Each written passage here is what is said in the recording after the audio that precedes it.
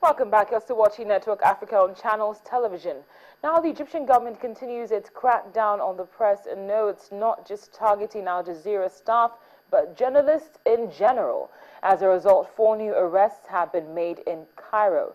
The journalists in question were said to have been covering the arrival of the bodies of 9 Muslim Brotherhood members who had been killed in a raid by security forces that day. That's not all, though. The Egyptian Press Syndicates Council is concerned with articles related to the press in the expected new terrorism law. The expected law has sparked controversy amid journalists as the new legal proposal has penalties on the press in reporting terrorist attacks and related news. In essence, anything terrorism related not signed off by the government would be considered unfit for printing and would come with a threat of a minimum of 2 years behind bars. Well, for more on this development in Egypt, we're joined by the Voice of America's Edward Yerinian. Edward, thank you very much for your time. Thank you, Cynthia. Thank you for having me. Of course, always a pleasure. I really have to ask, is it only a matter of time before talking to you becomes a crime? Well, I've been in the Middle East for 28 years now, and I've tried to operate in Syria and Lebanon. I think the conditions in Syria, you know, in the old days, never mind what's going on now, were considerably worse. Of course, in Iraq, it was fairly impossible to operate. And in Iran today, we know that journalists are routinely arrested. And I think the situation here is bad, but nothing like Syria or Iraq or Iran. But just because we're comparing it to those doesn't exactly make it right. What more can you tell us about the new anti-terrorism law that's in the works, though? There's been a tremendous backlash, both from the foreign and the Egyptian press, after the draft or whatever was spilled to the media. I think there's been an effort by the government and several ministers to try to appease both the press syndicate and you know, the public in general. The climate in the country is certainly not as it was under former President Mubarak. I think people don't accept a lot of things that they would have accepted under former President Mubarak, despite the security situation and the talk of imposing terrorism laws. The government was supposed to be discussing this new law this afternoon, so there's really been no filtering out of what they've actually decided, and the president needs to sign the bill as well. So it's rather unclear what's actually going to happen. But what I can say is a lot of journalists have told me they're very upset. So I don't think the law is going to go through as they've said it would.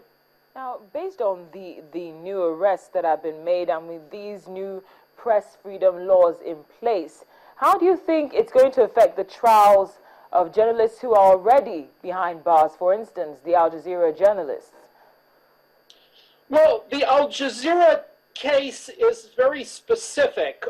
There is the perception in various quarters here in Egypt that Qatar has been supporting the Muslim Brotherhood and, by extension, the turmoil that's been sort of witnessed in the streets off and on since former President Morsi was ousted.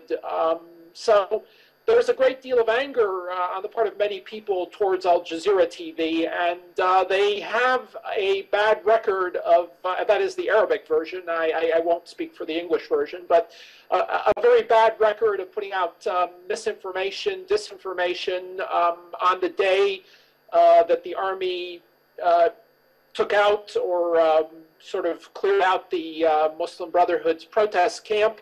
A doctor in English on Al Jazeera TV, that is the English version, said that there were at least 2,200 people who were killed, and that was at the very start of the day before a lot of people had been killed. So there was clear intent to put out misinformation.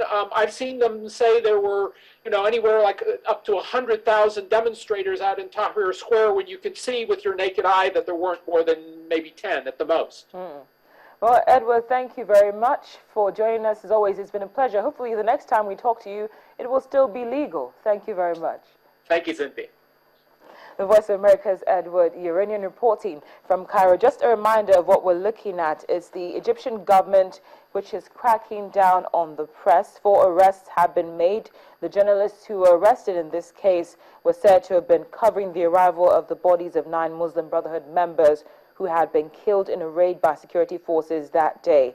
And there is a new law which is about to be signed, as we understand. What it proposes is that journalists who cover stories that are not, that are basically terrorism related and not signed off by the government could do some time behind bars, a minimum of 2 years. Now, the Committee to Protect Journalists has also been doing its part as regards covering these latest developments from Egypt, and we're joined now by the North Africa and Middle East Research Associate for the Committee to Protect Journalists. She is Yasmine Rifai. Yasmine, thank you very much for joining us on the program. Hi, thank you for having me. Always a pleasure.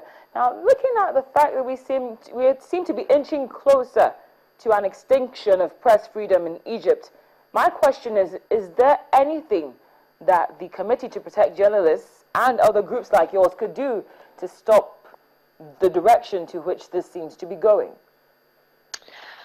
Yes, well, we can certainly try, and there are efforts underway by CPJ and other international organizations, as well as, of course, local press freedom groups and local human rights groups in Egypt, and groups of journalists and human rights workers and researchers who've spoken out against the draft bill, and this includes the journalist syndicate, the Egyptian Journalist Syndicate. Has spoken out this week opposing several articles in the bill which restrict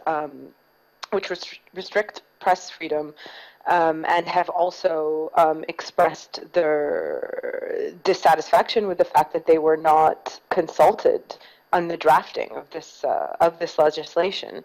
And the crackdown against journalism in Egypt is part of course, a wider crackdown on human rights and freedom of expression and the freedom to dissent in Egypt, which has been going on for 2 years now.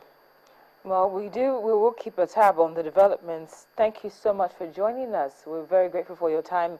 I've been speaking to Yasmine Rifai. She is a researcher for the Committee to Protect Journalists. Thank you very much for your time. Thank you. It's always a pleasure.